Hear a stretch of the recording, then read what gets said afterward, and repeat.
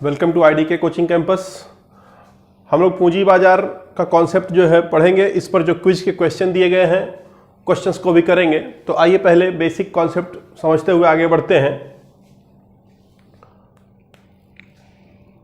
देखिए, पूंजी बाजार जो है उसका अर्थ होता है, उसमें मुख्य रूप से क्या होता है कि हमारा उद्देश्य होता है धन की उगाही करना, किसी तरीके से संपत्ति इकट्ठा करना हमारा उद्देश्य होता है।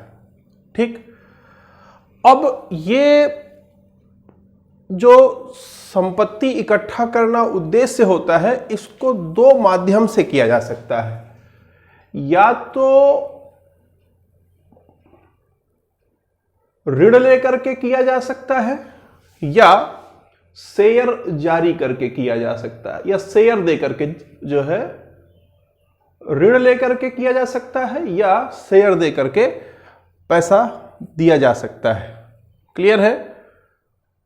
अब ध्यान देंगे मेरी बात यहां पर कि शेयर जारी करके आप धन दो जगहों से इकट्ठा कर सकते हैं। या तो विदेशी बाजार से इकट्ठा कर सकते हैं, या फिर घरेलू मार्केट से इकट्ठा कर सकते हैं। ऋण भी आप जो है दो जगहों से पा सकते हैं। या तो आप विदेशी बाजार से ऋण ले सकते हैं, या फिर आप घरेलू मार्केट से ऋण ले सकते हैं। क्लियर है? तो बेसिकली जो कॉन्सेप्ट है, आप धन की उगाही यहीं से तो करेंगे, या तो शेयर के माध्यम से करेंगे या ऋण के माध्यम से करेंगे। मैंने आपको बताया है कि ऋण जो है, ऋण का माध्यम दो होता है। कौन कौन सा? बॉन्ड और डिवेंचर। ठीक है, difference between bond and debenture क्या है उसको आपको पढ़ाया जा चुका है, बताया जा चुका है पहले से ही। अब यहां पर आगे बढ़ते हुए कि हम कैसे इकट्ठा कर सकते हैं पूंजी, शेयर जारी करके विदेशी बाजार से, और कैसे हम धन इकट्ठा कर सकते हैं शेयर जारी करके घरेलू बाजार से। आज के कॉन्सेप्ट में बेसिकली ये दो चीज हम लोग पढ़ेंगे। क्लियर है? यही दो चीज पढ़ करके हम लोग जो क्विज हमारे क्विज में जो क्वेश्चन दिया हुआ है, इन्हीं दोनों चीजों पर आधारित है। ठीक, तो आज इसको पढ़ते हैं, उसके बाद अगली क्लासों में इन सब पर आएंगे, है ना? तो आइए देखते हैं कि शेयर के माध्यम से घरेलू मतलब विदेशी बाजार में और घरेलू बाजार में पैसा कैसे कोई कंपनी कैसे उगाही कर सकती है। ठीक, तो समझते हैं।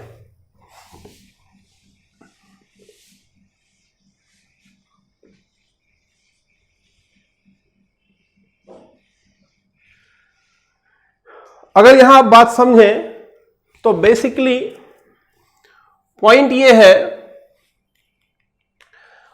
कि ये एक कंपनी है। मान लीजिए, ये देखिए एक कंपनी है। ठीक, कोई भी कंपनी हो सकती है, XYZ, आप कोई भी कंपनी मान लो। ठीक,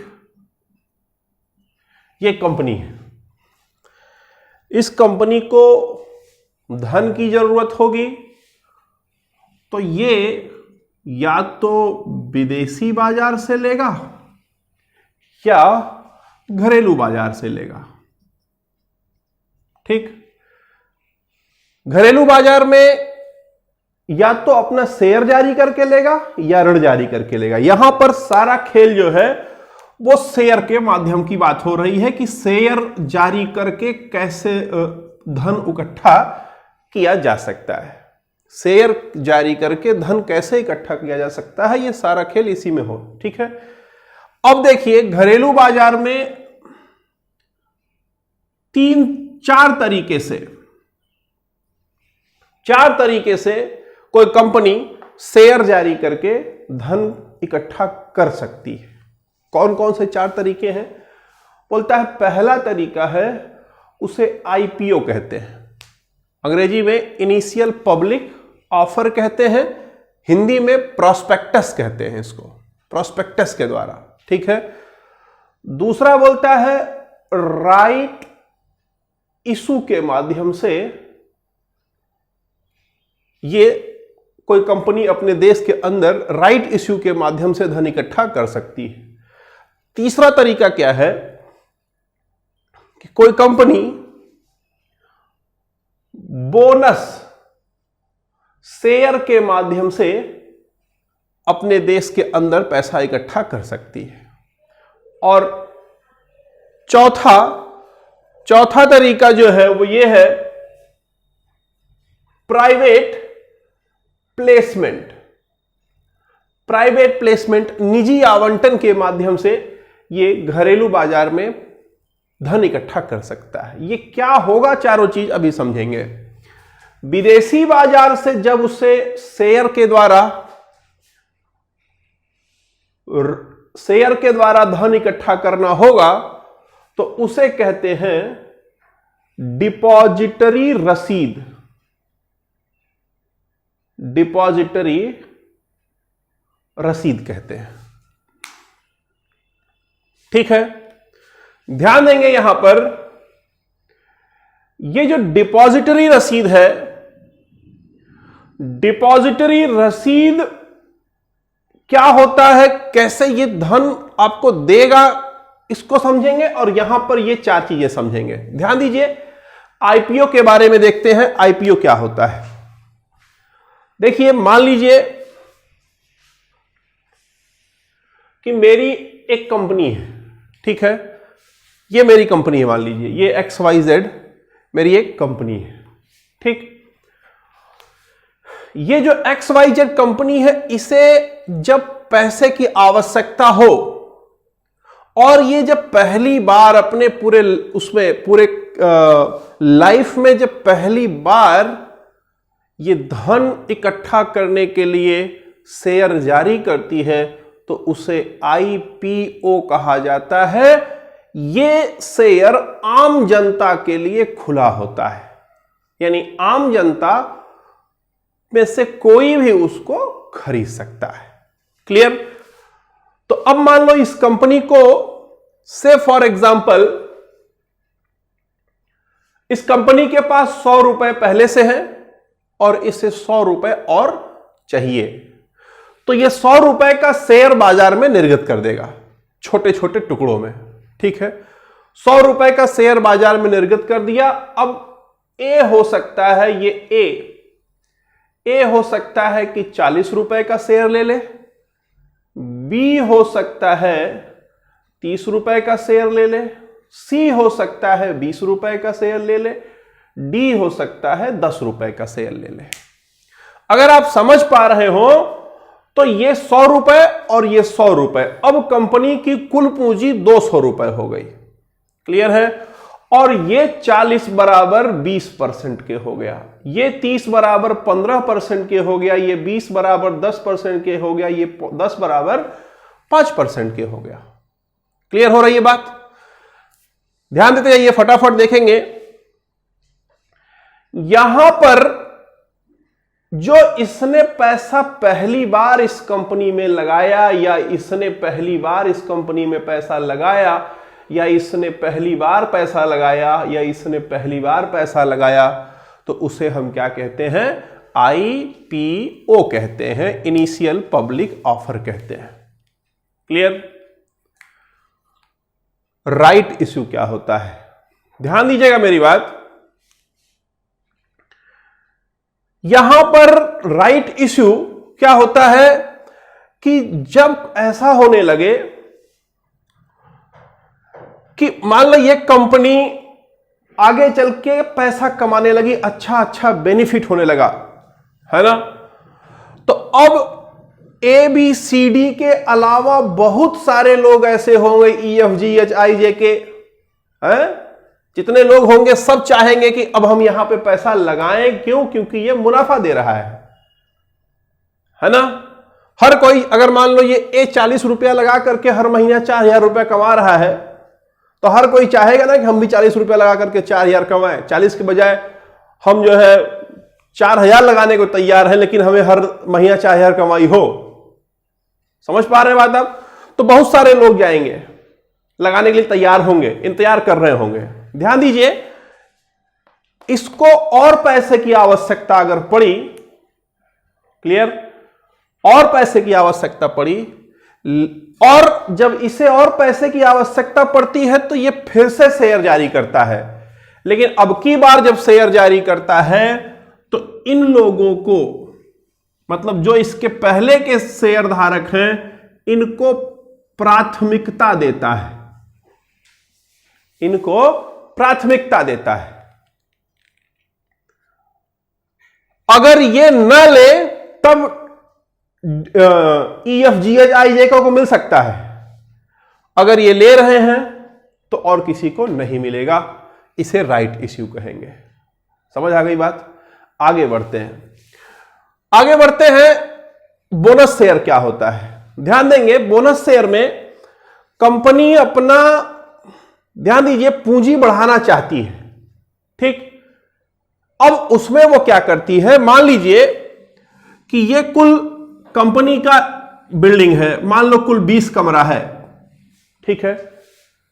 कंपनी का कुल बिल्डिंग 20 कमरे, मतलब कि इतना पैसा से सब कुछ लगा है, 20 कमरा बन के तैयार हुआ है और काम चल रहा है, और पैसे की आवश्यकता पड़ गई तो यह कंपनी क्या करेगी, बोनस शेयर जारी करेगी। और बोनस शेयर जारी करेगी, क्या करेगी उसमें, देखिए, जिसका जितना परसेंट शेयर है उसी अनुपात में उसको कमरे उसको अलॉट कर देगी। बोलेगी कि इस कंपनी का 100%, मतलब 50% है, हाँ 50% इसका है। मान लो 20 कमरे हैं इसमें टोटल, तो 10 कमरे कंपनी के हो गए, उनके नाम हो गया। 20% इसका है ए का, तो दो जो है कमरा इसका हो गया। इसका है तो इसका 1.5 कमरा हो गया, इसका 1 कमरा हो गया, इसका आधा कमरा हो गया। एग्जाम्पल समझ पा रहे हैं आप? यानी कि जो एसेट है कंपनी का, उसको अपने पुराने शेयर धारकों को आवंटित करके उसी अनुपात में, जिस अनुपात में उनका शेयर होता है, उनसे पैसा ले लिया जाता है और वह पैसा फिर कंपनी में लग जाता है और कंपनी ग्रो कर जाती है। इसे कहते हैं बोनस शेयर। समझ आ गई बात? और ये जो बोनस शेयर होगा, ध्यान देंगे, बात समझिएगा, ये बोनस शेयर कीमत मुक्त होगा, यानी कि इस पर दाम नहीं लिखा जाएगा शेयर का। क्यों नहीं लिखा जाएगा? क्योंकि पता है पहले से कि जितना उनका परसेंट शेयर है उसी अनुपात में उनको मिलेगा, इसलिए इसमें कीमत नहीं लिखी जाती है। राइट इश्यू में कीमत लिखा जाएगा, इसमें भी कीमत लिखा जाएगा, सब में कीमत लिखा जाएगा, बस बोनस शेयर में कीमत नहीं लिखा जाएगा। क्लियर हो गया? चले आगे देखिए, प्राइवेट प्लेसमेंट मतलब कंपनी शेयर जारी करे, किसी निजी व्यक्ति से जाकर के सीधा मिल जाए, जनता के पास न जाए, किसी निजी के पास डायरेक्ट जाकर के उसको पैसा दे, उससे पैसा ले और उसको शेयर दे दे, ये प्राइवेट प्लेसमेंट होता है। ये हो गया आपके घरेलू बाजार का खेल, ठीक है। आगे बात करेंगे यहां पर घरेलू बाजार के बाद बात करेंगे विदेशी बाजार की, ठीक है। विदेशी बाजार में जब आएंगे तो विदेशी बाजार में धन इकट्ठा करने के लिए, अब मान लो ये कंपनी है, ठीक, अब इसको धन इकट्ठा करना है, तो सबसे पहला खेल क्या होगा, देखिए, ये कंपनी किसी ऐसे बैंक को पकड़ेगी जिस बैंक का इंटरनेशनल व्यापार हो, यानी कि इंडिया में भी व्यापार हो, इंडिया के बाहर भी व्यापार हो, यानी कोई ऐसी बैंक जो इंडिया में भी काम करे, दूसरे देश में भी काम करे, उसको पकड़ेगा ये जो है कंपनी। क्लियर? अब ध्यान देंगे यहां पर, ये अपना शेयर जारी करेगा, ये एक इक्विटी शेयर जारी कर देगा, और वो इक्विटी शेयर किसके पास आएगा? घरेलू बैंक के पास जाएगा। समझ आई बात? अब ध्यान देंगे, ये घरेलू बैंक विदेशी बैंक, ये घरेलू बैंक विदेशी बैंक से कांटेक्ट करेगा। मतलब अगर मान लो ये रिलायंस है, रिलायंस ने पकड़ा किसको? मान लो एसबीआई को पकड़ा, है ना। एसबीआई ने इसका शेयर ले लिया, है ना, इसने शेयर जारी किया, एसबीआई को दे दिया। अब एसबीआई ने क्या किया कि अमेरिका का किसी बैंक को पकड़ लिया, अमेरिकन बैंक को बताया कि मेरे पास रिलायंस का शेयर है, अगर तुम्हारे यहां, ये जो विदेशी बैंक है बोलेगा, अगर तुम विदेशी बैंक को बोलेगा कि अगर तुम्हारे यहां कोई निवेशक हो, कोई निवेश करने वाला हो तो उससे पैसा लेकर के हमें दो, हम जो है यहां पर देंगे। क्लियर? तो अब ये विदेशी बैंक क्या करेगी, विदेशी बैंक को पता है कि शेयर मिल चुका है इसको, ये विदेशी बैंक ध्यान देंगे डिपॉजिटरी रसीद जारी कर देगी। क्या जारी करेगी? डिपॉजिटरी रसीद। ये शेयर, ये विदेशी बैंक एक रसीद जारी करेगी अपने जनता के लिए, ठीक है, या अपने यहां की कंपनियों के लिए, वहां की जो कंपनियां होंगी उन कंपनियों के लिए या वहां की जनता के लिए एक रसीद जारी करेगी कि अगर कोई इंडिया में निवेश करना चाहता है तो ये रसीद खरीदे, जितने की रसीद, जितना पैसा वो देगा उतने की रसीद ये कंपनी उसको दे देगी। क्लियर हो रहा है?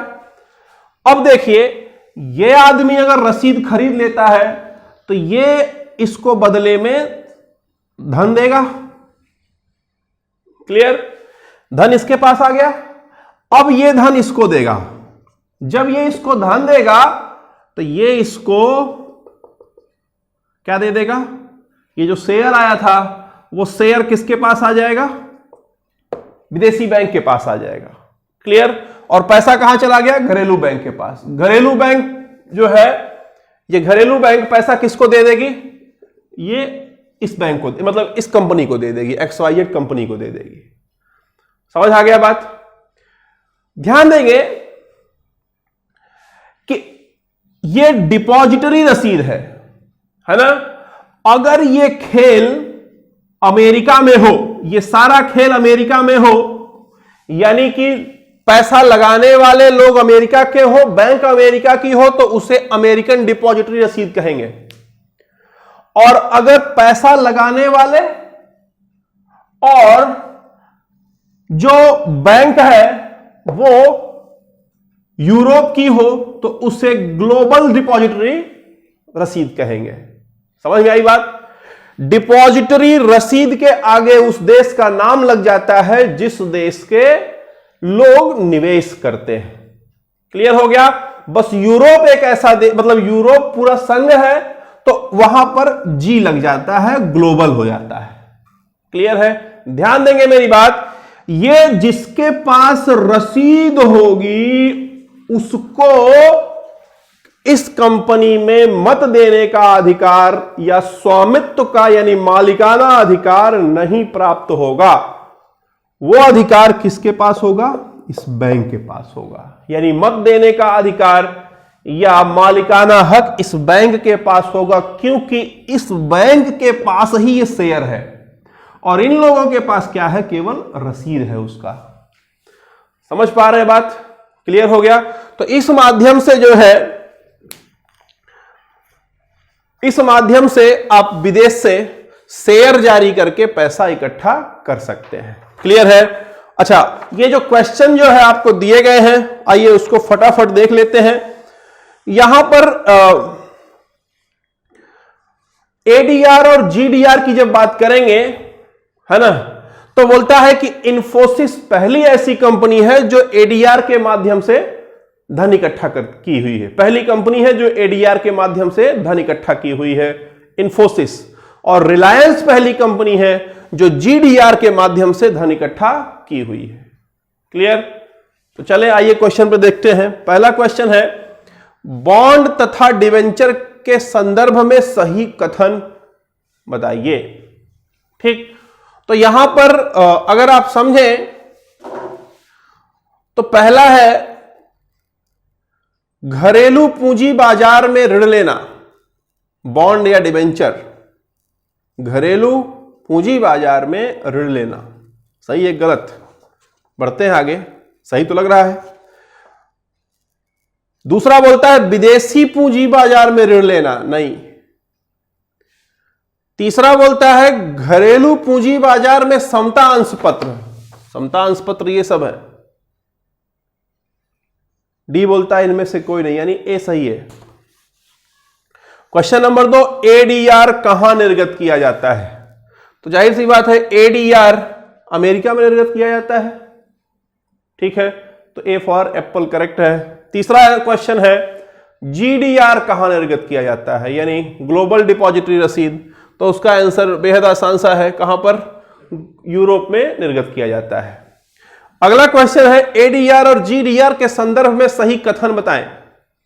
बोलता है एडीआर और जीडीआर को अपने आप में मताधिकार प्राप्त नहीं होता है। देखिए ये जो होता है इसको मताधिकार अपने आप में नहीं प्राप्त होता है, बल्कि